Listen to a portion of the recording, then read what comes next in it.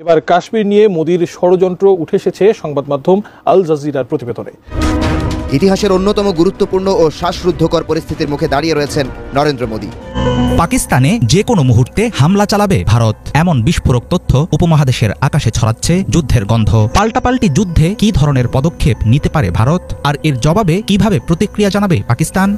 পাক সেনারা line of control পেরিয়ে, আন্তর্জাতিক সীমান্ত পেরিয়ে ভারতের ভিতর ঢুকে পড়েছে। ভারতের বেশ কয়েকটি চেকপোস্ট এবং বাংকার গুড়িয়ে দিল পাক বাহিনী। দর্শক, এইমাত্র পাকিস্তান ও ভারতের মধ্যে যুদ্ধ শুরু হয়েছে। ইতিমধ্যে পাকিস্তানের সেনাবাহিনী ভারতের ভিতরে ঢুকে পড়েছে। ভারতের ভিতরে ঢুকে ভারতের চেকপোস্ট উড়িয়ে দিয়েছে পাকিস্তানের সেনাবাহিনী। পাকিস্তানের পক্ষ নিয়েছে চীন। ইতিমধ্যে যে শক্তি দেখাচ্ছে পাকিস্তান, নরেন্দ্র মোদী কঠিন চাপের মুখে যে সিদ্ধান্ত নিয়েছেন এই ভিডিওতে দেখতে পারবেন। দর্শক, খুবই গুরুত্বপূর্ণ একটি ভিডিও, তাই ভিডিওটি এক সেকেন্ডও না টেনে পুরো ভিডিওটি দেখবেন। চ্যানেলে নতুন হলে সাবস্ক্রাইব করে রাখবেন, ভিডিওতে একটি লাইক করে পুরো ভিডিওটি দেখতে থাকুন।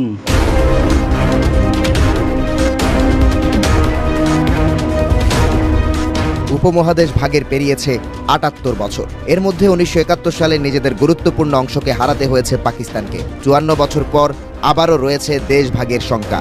তবে পাকিস্তান না ভারত, কাকে বহন করতে হবে এই বোঝা, তার জন্য সম্ভবত অপেক্ষা করতে হবে আর মাত্র কয়েক ঘন্টা। ইতিহাসের অন্যতম গুরুত্বপূর্ণ ও শ্বাসরুদ্ধকর পরিস্থিতির মুখে দাঁড়িয়ে রয়েছেন নরেন্দ্র মোদী। তার এক সিদ্ধান্তেই বদলাতে পারে গোটা উপমহাদেশের চিত্র। পাকিস্তানে হামলা চালানোর মাধ্যমে গোটা কাশ্মীর যুক্ত হতে পারে ভারতের সঙ্গে, অথবা পাশার দান উল্টে গিয়ে ভূস্বর্গকে দখল করতে পারে পাকিস্তান। তবে বিশ্লেষকদের দাবি, দ্বিতীয় বিকল্পই বাস্তবে রূপ নেয়ার সম্ভাবনা বেশি। কারণ দুই দেশের সম্ভাব্য এই যুদ্ধে তৃতীয় খেলোয়াড় বিশ্বের দ্বিতীয় শক্তিধর রাষ্ট্র চীন। আঞ্চলিক দ্বৈরথে চীনের জড়িয়ে পড়ার সম্ভাবনা নিয়ে সম্প্রতি নিবন্ধ প্রকাশ করেছে এনডিটিভি, যেখানে উল্লেখ করা হয় পাকিস্তানে বিপুল অঙ্কের অর্থ বিনিয়োগ করেছে চীন, যার মধ্যে China Pakistan economic corridor CPEC অন্যতম প্রধান। $৬,২০০ কোটি এই প্রজেক্টের মাধ্যমে পূর্ণতা পাবে জিনপিং এর বহুল আকাঙ্ক্ষিত বেল্ট অ্যান্ড রোড ইনিশিয়েটিভ। এরই মধ্যে সিপিইসির $২৫০০ কোটি ৪৩টি প্রকল্প বাস্তবায়ন সম্পন্ন হয়েছে। শ্বেতহস্তির এই প্রজেক্টের মাধ্যমে বেলুচিস্তানের গদার বন্দরের নিয়ন্ত্রণ নিয়েছে চীন, যার মাধ্যমে পশ্চিম ও মধ্য এশিয়া যুক্ত হবে আরব সাগরের সঙ্গে। ফলে মালাক্কা প্রণালীর উপর থেকেও কাটবে বেইজিংয়ের নির্ভরতা। বিশাল এই বিনিয়োগ রক্ষায় পাকিস্তানের সার্বভৌমত্ব অক্ষুণ্ণ রাখা চীনের জন্য গুরুত্বপূর্ণ। ফ্রাইডে টাইমসের সাবেক সম্পাদক নাজাম শেঠির দাবি, ভারত যদি পাকিস্তানে হামলা চালায় সেক্ষেত্রে ইসলামাবাদকে সামরিক সহায়তা প্রদানে এগিয়ে আসবে বেইজিং। ইতোমধ্যে পাওয়া গেছে এর বেশ কিছু প্রমাণ। সম্প্রতি এক্সপ্রেস ডেলিভারিতে পাকিস্তানকে PL-15 air two air missile সরবরাহ করেছে চীন। প্রতিরক্ষা বিষয়ক এক্স হ্যান্ডেল ক্ল্যাশ রিপোর্টের বরাতে এমন প্রতিবেদন প্রকাশ করেছে ইউরাশিয়ান টাইমস।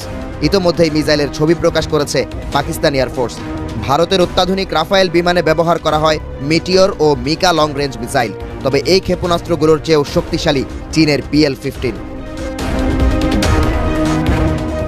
এদিকে সিন্ধু চুক্তি স্থগিত করায় ভারতকে পাল্টা জবাব হিসেবে সিমলা চুক্তি বাতিলের হুমকি দিয়েছে পাকিস্তান। ১৯৭২ সালে স্বাক্ষরিত চুক্তিতে উল্লেখ করা হয়, কাশ্মীর ইস্যুতে দ্বন্দ্ব নিরসনে দ্বিপক্ষীয় সমঝোতার পথে এগোবে নয়াদিল্লি ও ইসলামাবাদ। তাই চুক্তি বাতিলের কারণে কাশ্মীর ইস্যুতে আন্তর্জাতিকীকরণ করা সম্ভব। পাশাপাশি এরই মাধ্যমে বাতিল হতে পারে সীমান্তের নিয়ন্ত্রণ রেখা লাইন অফ কন্ট্রোল বা LOC। ফলে আন্তর্জাতিক নিষেধাজ্ঞাকে উপেক্ষা করে কাশ্মীরে সেনা অভিযান শুরু করতে পারে পাকিস্তান। সঙ্গে আকসাই চীন সহ ভারত অধিকৃত কাশ্মীরের বেশ কিছু অঞ্চল দখলেও সামরিক অভিযান শুরু করতে পারে চীন। তাই তৃতীয় খেলোয়াড় থেকে চীনকে মূল খেলোয়াড় হিসেবে পরিণত হতে দেখলেও অবাক করার মতো কিছু থাকবে না। কাশ্মীর নিয়ে ভারত পাকিস্তানের দ্বন্দ্ব দীর্ঘদিনের।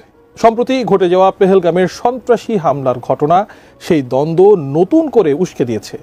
এবার কাশ্মীর নিয়ে মোদির ষড়যন্ত্র উঠে এসেছে সংবাদ মাধ্যম আল জাজিরার প্রতিবেদনে। বিস্তারিত আরিফ হাসানের প্রতিবেদনে। কাশ্মীরকে স্বর্গরাজ্যে রূপান্তরের স্বপ্ন দেখিয়ে বিশ্ববাসীর সামনে যে চিত্র তুলে ধরেছিলেন নরেন্দ্র মোদী, বিপরীতে তার অন্তরালে রয়েছে নির্মম বাস্তবতা। আন্তর্জাতিক সংবাদ মাধ্যম আল জাজিরার প্রতিবেদনে উঠে এসেছে সেই চিত্র। উন্মোচন হয়েছে মোদীর বিজেপির আসল রূপ। আল জাজিরার প্রতিবেদনে উঠে আসে, মোদী সরকারের তথাকথিত নয়া কাশ্মীর নীতির আসল রূপ এখন পরিষ্কার। এই নীতি এখন শুধু দমনপীড়ন, রাজনৈতিক স্বেচ্ছাচার এবং উগ্র জাতীয়তাবাদী মনোভাবেরই প্রতিফলন। 2024 সালের সেপ্টেম্বর মাসে মোদী ঘোষণা দিয়েছিলেন জম্মু কাশ্মীর হয়ে উঠবে সন্ত্রাসমুক্ত পর্যটন স্বর্গ। অথচ মাত্র 7 মাস পরেই জম্মু কাশ্মীরে পর্যটক প্রবেশ বন্ধ করতে হয়েছে ভয়াবহ সন্ত্রাসী হামলার কারণে। গত 22 এপ্রিল পেহেলগামে 26 জনকে হত্যার ঘটনা দেশ জুড়ে আতঙ্ক ছড়ায়, আর সীমান্তে উত্তেজনা চরমে ওঠে। মোদীর প্রতিশ্রুতি একে একে ভেঙে পড়তে থাকে বাস্তবতার কাছে। আল জাজিরার প্রতিবেদনে বলা হয়, ভারতের শাসক দল বিজেপি কাশ্মীর স্বাভাবিক হয়েছে বলে প্রচারণা চালালেও বাস্তবে কাশ্মীর হয়ে উঠেছে নজিরবিহীন নজরদারি ও দমনপীড়নের কেন্দ্র। হাজার হাজার কাশ্মীরিকে গ্রেপ্তার করা হয়েছে। ইন্টারনেট বন্ধ ছিল মাসের পর মাস।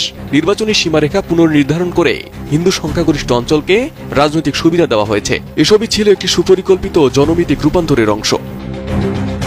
নিরাপত্তা বিশ্লেষক প্রবীণ দন্থির মতে, মোদী সরকার ভুলভাবে ধরে নিয়েছিল যে সন্ত্রাসীরা কখনো পর্যটকদের টার্গেট করবে না।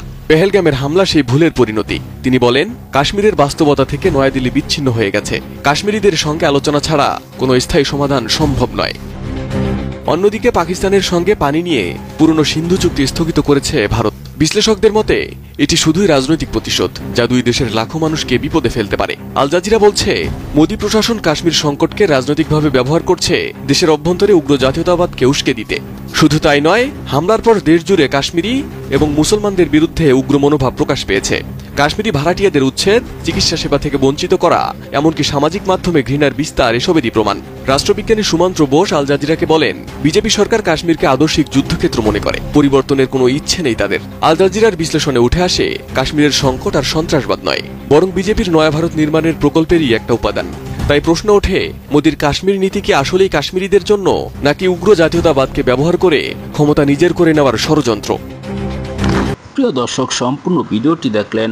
দর্শক, গত কয়েকদিন যাবৎ ধরে কাশ্মীরে হামলার পর কিন্তু পাকিস্তানকে দোষারোপ করছে ভারত কিন্তু অবশেষে ধরা খেয়েছে।